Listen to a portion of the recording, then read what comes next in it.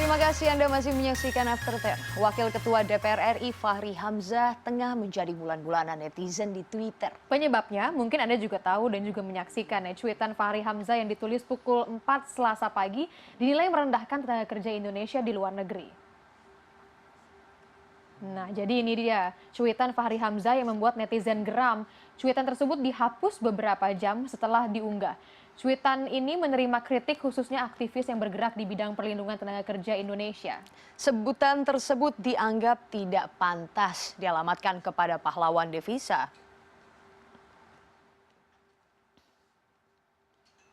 Nah, setelah menimbulkan kegaduhan di tengah masyarakat, terutama para netizen nih, Wakil Ketua DPR RI Fahri Hamzah mengklarifikasi cuitannya di Twitter. Fahri terus memberikan penjelasan atas kalimat mengemis menjadi babu melalui akun Twitternya. Hingga Selasa malam, akhirnya Fahri Hamzah mencuit, ia meminta maaf kepada pelaku profesi yang merasa terhina. Dan berikut beberapa penjelasan dari Fahri terkait cuitannya tersebut.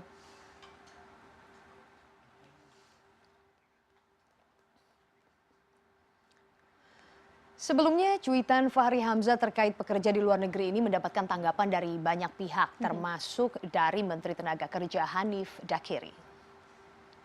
Menteri Tenaga Kerja RI Hanif Dakiri merespon cuitan Fahri Hamzah dengan menyampaikan bahwa ibundanya merupakan seorang tenaga kerja Indonesia yang terhormat dan tidak mengemis. Kemudian ada pula Direktur Migrant Care, Anis Hidayah, menyuarakan kekecewaannya terhadap cuitan Fahri yang dianggap melecehkan kelompok tenaga kerja Indonesia yang bekerja di luar negeri. Selain itu, seniman Melanie Subono pun juga menunjukkan amarahnya terhadap kata-kata Fahri yang mengesankan rendahnya derajat tenaga kerja Indonesia di luar negeri.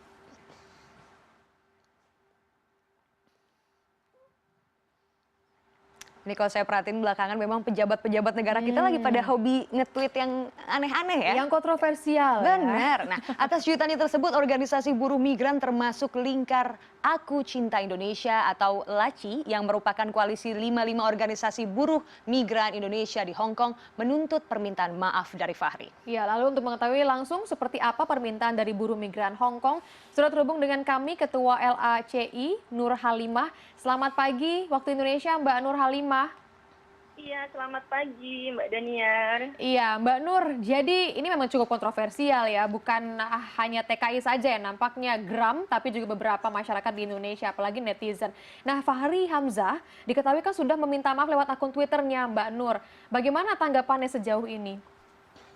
Begini Mbak, bagi kami itu masih belum cukup ya. Jadi kami meminta Bapak Fahri Hamzah untuk meminta maaf secara resmi, secara tulus kepada kami, dan berjanji tidak akan mengulangi lagi, tidak akan memandang rendah kami lagi, seperti itu. Oke, jadi dan kalau Bapak Fahri Hamzah tidak melakukan ini, maka kami akan mempolisikan dan akan mengajukan gugatan ini ke MKD DPR. Supaya Bapak Fahri dicopot sebagai anggota Dewan. Begitu. Oh, dan memang sudah sejauh apa komunikasi Mbak Nur ataupun rekan-rekan dari komunitas LACI ini untuk Bapak Fahri Hamzah? Maksudnya komunikasi dengan kawan-kawan di sini, ya, dengan bagaimana, pemerintah Mbak? Di sini misalkan jika memang akan berusaha untuk meminta Pak Fahri Hamzah meminta maaf secara langsung kepada rekan-rekan di sana? Iya, artinya begini, kami meminta permintaan maaf itu dibikin secara resmi dan tulus. Saya udah ngebaca ya tweetnya Bapak Fahri, terlihat hanya sekilas saja. Jadi kami memandang ini belum tulus, belum serius, belum benar-benar. Bahkan Bapak juga tidak mengatakan bahwa akan tidak mengulangi lagi masalah ini seperti itu. Jadi kami menganggap ini belum cukup seperti itu. Oke, baik. Mbak Nur, kalau saya boleh tahu ini sebetulnya bentuk keresahan dari teman-teman di Hong Kong sendiri tempat Mbak Nur berada nih apa sih? Apa mereka demo atau mereka membuat pertemuan untuk menuntut Pak Fahri Hamzah untuk melakukan permintaan maaf secara resmi begitu? Bentuknya seperti apa, Mbak?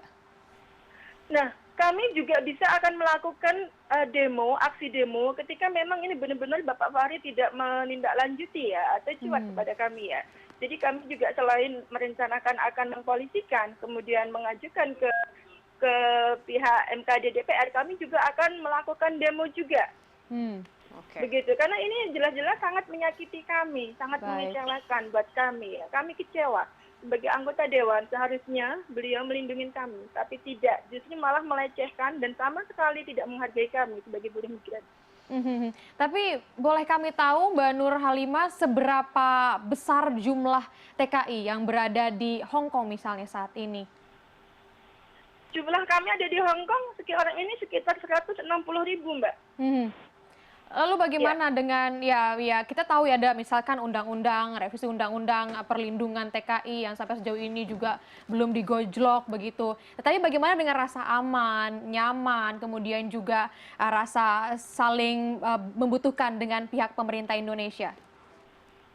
Nah, kami memang di sini mungkin terlihat dibanding dengan negara lain terlihat kami lebih terlindungi, lebih nyaman. Tetapi sebelumnya itu masih belum cukup ya.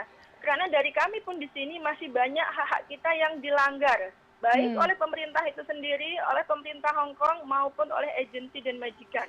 Jadi kami tetap masih menuntut supaya pemerintah juga lebih untuk melindungi kami, untuk memikirkan kesejahteraan kami.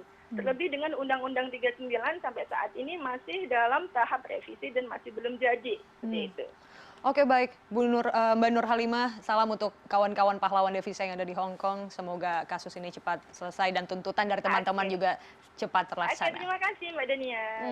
Terima kasih Mbak Nur Halimah. Jadi itu dia ya, besar sekali jumlahnya loh. 160.000. Iya, 160.000 lebih dan itu cuma yang ada di Hong Kong. Kita tahu ada beberapa negara lainnya, bahkan ada daftarnya tuh ada 7 negara lainnya. Malaysia, Iya, ada Arab Saudi, Singapura. Mereka memang bekerja dengan beragam mata pencarian ataupun beragam profesi sih memang. Tapi pada intinya mereka pahlawan devisa. Tadi Hanum juga menyebutkan pemasukannya untuk Indonesia juga bukan main-main. Tahun 2016 tuh hampir 110 triliun rupiah loh untuk itu Indonesia. besar sekali. Kemarin saya pun sempat melihat, jadi ketika Pak Fahri Hamzah ini baru saja men-tweet cuitan tersebut, ada salah satu netizen yang membalasnya, Pak Fahri jangan lupa, Pak Fahri itu asalnya dari Dapil NTB. NTB itu merupakan tempat buruh migran terbesar di Indonesia yang memiliki buruh migran terbesar gitu, yang tersebar di seluruh dunia bahkan. Jadi jangan coba-coba sama buruh migran. Apalagi Malaysia banyak loh orang-orang dari ND ya. Tapi ya